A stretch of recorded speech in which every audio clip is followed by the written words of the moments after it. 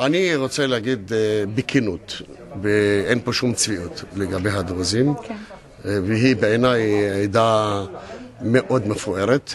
אני גם אמרתי את זה פה אם שמעתם אותי, שהיא ליוותה את מדינת ישראל מיום קיומה בכל העשייה, בכל הזמנים הטובים והלא טובים והפחות טובים.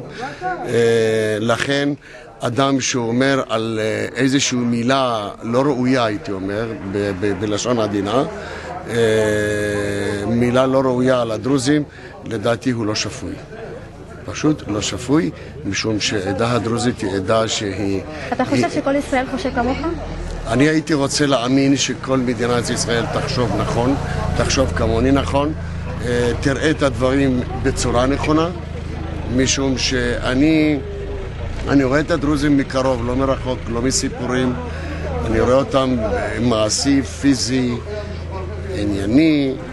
אני חושב שזו עדה שבין העדות הטובות, אם לא היותר טובות, שיודעות לקבל אורחים ויודעות להעריך בן אדם באשר הוא בן אדם, ולא משנה מאיזה עדה הוא. אז כל מילה לא ראויה על הדרוזים היא לדעתי שפל הבן אדם שיגיד מילים כאלה על דרוזים, במיוחד שאני מאוד אוהב אותם. וגם אנחנו אוהבים אותך. תודה. השאלה שלי, האם הדרוזים קיבלו את כל הזכויות שלהם? בבקשה.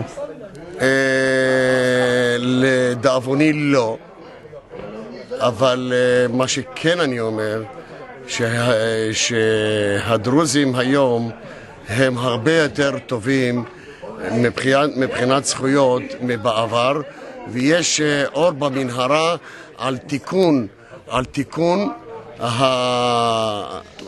על תיקון העוול שנגרם לעדה הדרוזית מיום קיום מדינת ישראל, ויש כמובן הרבה מאוד מה לשפר, ואני מפה, מאצלך, קורא למדינת ישראל וראשם לממשלת ישראל, לביבי נתניהו, שעומד בראשם, שיפתח את העיניים ויראה בצד ימין שלו, שהיו תמיד לימינו, מיום קיום המדינה לטובת מדינת ישראל, זו העדה הדרוזית.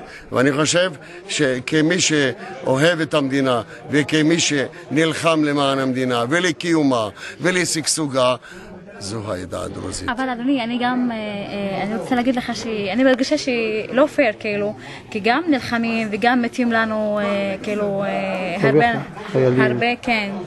אז מה אתה אומר על זה? אני, לגבי חיילים, צר לי מאוד, זה גם חיילי צה"ל אני קורא להם, לא חיילים דרוזים. כי כל חייל דרוזי הוא חייל צה"ל, וכל חייל צה"ל בעיניי הוא חייל קדוש, טהור, אמיתי, ענייני. לא יכול להיות בשום פנים ואופן שאני אקשור חייל לעדה הדרוזית. אני כן קושר על העשייה הברוכה שהדרוזים עושים במדינת ישראל למען המדינה, ומקבלים את המעט שבמעט מבחינת זכויות.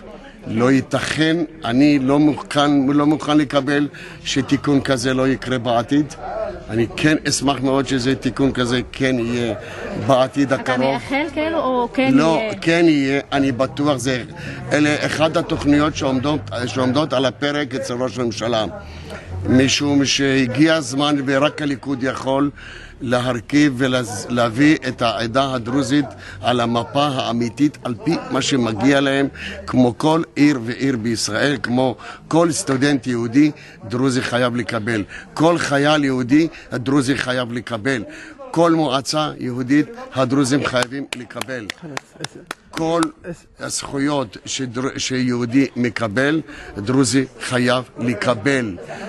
לא עושים טובה לאף אחד. אלה הם הזכויות, כמו שהם נותנים חובות, יש להם גם לקבל זכויות.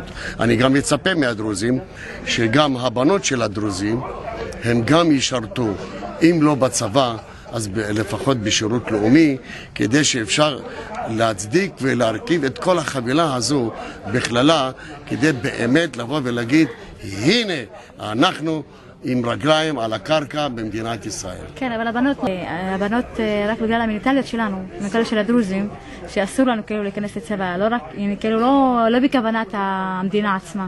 אני לא בא בטענות על כוונות, ההפך, אני מגדיר ואני הערכתי את הדרוזים על פי רמת האינטליגנציה שהם מפתחים, על פי רמת המוקר שלהם בכללית, שהם היום רואים את עצמם קדימה יותר, פתוחים יותר, חברה פתוחה יותר. מהם אני מצפה את השינוי הזה, ולא מהעדה שלפני 80 שנה או 50 שנה אנחנו התקדמנו, יש לנו עידן אחר, הפיתוח הפסיכולוגי שונה, החברתי שונה, גם החברה הזאת חייבת להשתנות, ואני מאמין שבהליך הקידום שהדרוזים מתקדם, גם זה יבוא על מקומו בשלום.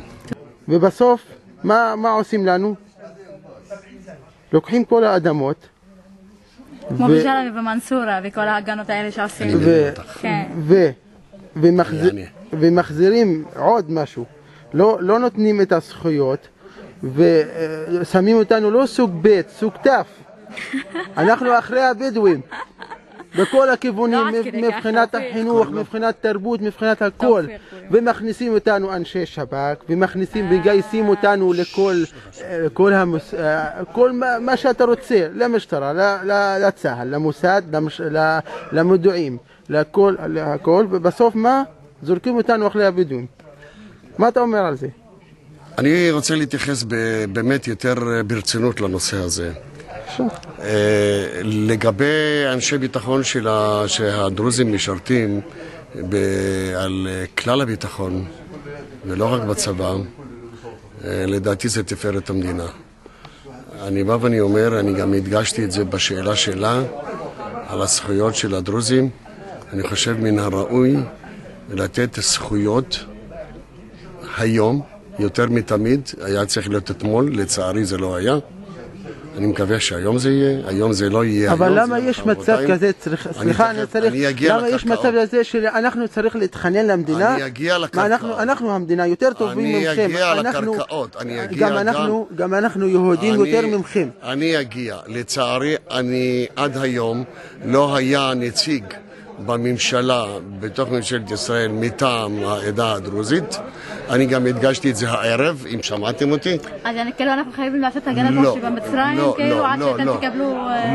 לא, שום הפגנות, אין צורך בהפגנות. זה כמו שהיום, לא הביתי ספר, דוגמה סתם, אני אומר, כל בית ספר שהוא לא מקבל את הסוכריה אם אין ועד. בצבא, אותו דבר אם אין קצין חינוך. בכל סקטור וסקטור, לדעתי יותר קל כשיש לי פה, אני כדרוזי, אם אין לי פה בממשלה, אני נשאר תמיד במקופח. אבל זה זכויות, לא צריך לבקש. לכן ממשלת ישראל היום ישבה יותר מתמיד, במיוחד ביבי נתניהו, ראש הממשלה, שהוא אחד ראשי ממשלות הטובים בעולם, והוא הכריז ואמר על העדה הדרוזית יש לטפל היום מהשורש, טיפול שורש, כולל קרקעות, לא בגלל ההפגנה שעשיתם לא מזמן, אלא כולל קרקעות, כולל סטודנטים, כולל מועצות, פשוט מאוד להביא את המצב של הדרוזים בחברה שהם השתלבו לעולם החדש הזה של 2010. אבל איזה עולם אתה מדבר על המקרים של הג'למה והמנסורה והקו שנכנס והרחוב שפותחים אותו? זה נמצא בדיון משפטי, אדוני. אבל למה שיקרה מצב כאלה? מה? זה בדיון משפטי. הממשלה לא מתביישת מעצמה? לא שייך לממשלה. לא מתביישת? אלא למי? זה לא שייך לממשלה, זה שייך, כל העסק הזה הוא בא לידי ביטוי בבית משפט. יש פה חילוקי דעות מבחינת מה שלך, מה לא שלך. זה היום המצב עומד. זה לא שייך לממשלה וזה לא שייך למנהל. היום מדינת ישראל, ראש הממשלה נתן הוראה למנהל להתחיל לחלק קרקעות לזוגות צעירים שמשתחררים מהצבא כדי שיהיה להם בית בישראל, וזה לא משנה איזה עדה.